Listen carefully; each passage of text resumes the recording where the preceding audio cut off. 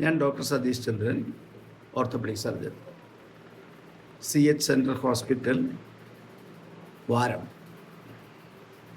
ഞാൻ ഇന്ന് നിങ്ങളോട് സംസാരിക്കാൻ പോകുന്നത് ടെന്നീസ് എൽബോ അഥവാ ലാറ്ററൽ എപ്പിക്കൊണ്ടൈലൈറ്റിസ് എന്ന അസുഖത്തെ പറ്റിയാണ്. ഇത് വളരെ സർവ്വസാധാരണമായി കാണുന്ന ഒരു പ്രശ്നമാണ്. കൈയിൻ്റെ മുട്ടിൻ്റെ ഔട്ടർ ഭാഗത്ത് ലാറ്ററൽ എപ്പിക്കൊണ്ടൈൽ ഇവിടെ ഒരു ഡിസ്കംഫർട്ടും വേദനയും ചെറിയ കാര്യങ്ങൾ ചെയ്യുമ്പോൾ, അതായത് മുണ്ട് പിഴിയുക,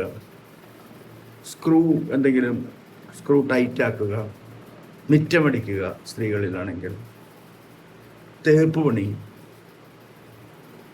സംടൈംസ് ഡ്രൈവർമാരാണെങ്കിൽ ആംബുലൻസ് ഡ്രൈവർ ഇടത്തെ കയ്യിൽ ആംബുലൻസിൻ്റെ ഗിയർ മാറ്റുക. ഇത് വരുന്നത് ഓവർ യൂസ് കൊണ്ടാണ്.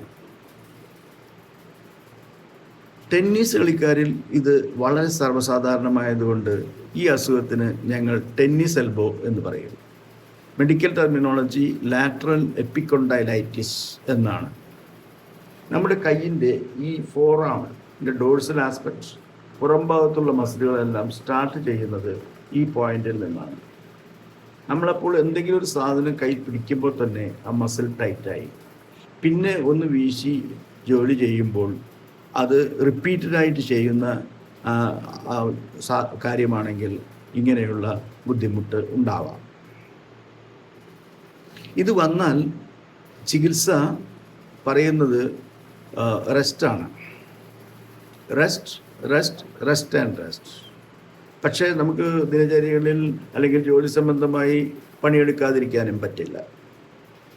അങ്ങനെയാണെങ്കിൽ ഇതിന് ചില ചികിത്സാവിധികളുണ്ട്. മൈനർ കേസുകളിൽ ആൻറ്റി ഇൻഫ്ലമേറ്ററി ഡ്രഗ്സ് അല്ലെങ്കിൽ പെയിൻ കില്ലർ മതിയാകും. കുറച്ചുകൂടി ബുദ്ധിമുട്ടുള്ള കേസുകളാണെങ്കിൽ ടെന്നീസ് എൽബോ സപ്പോർട്ട് എന്ന് പറഞ്ഞിട്ട് കാലിന് നീക്കപ്പെടുന്ന മാതിരി ഉറകൾ വാങ്ങിക്കാൻ കിട്ടും. ഇനി വളരെ ഗുരുതരമായ പെയിനാണ്, കാലപ്പഴക്കം വന്നതാണെങ്കിൽ ഓർത്തോപെഡിക് സർജൻ ഡോക്ടർമാർ ചിലപ്പോൾ ആ പോയിന്റിലേക്ക് ചില മരുന്ന് ഇഞ്ചെക്റ്റ് ചെയ്യുന്ന ഒരു ചികിത്സാവിധിയും കൂടി ഇതിനുണ്ട്. എങ്കിലും പ്രധാനമായും ചെയ്യുന്ന ജോലിയിൽ ശ്രദ്ധ.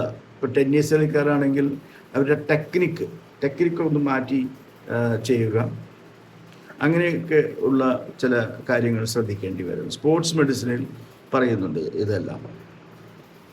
ഇത്രയുമാണ് ഇതിനെപ്പറ്റി ഇന്ന് സംസാരിക്കാൻ ഉദ്ദേശിച്ചത്. നമസ്കാരം.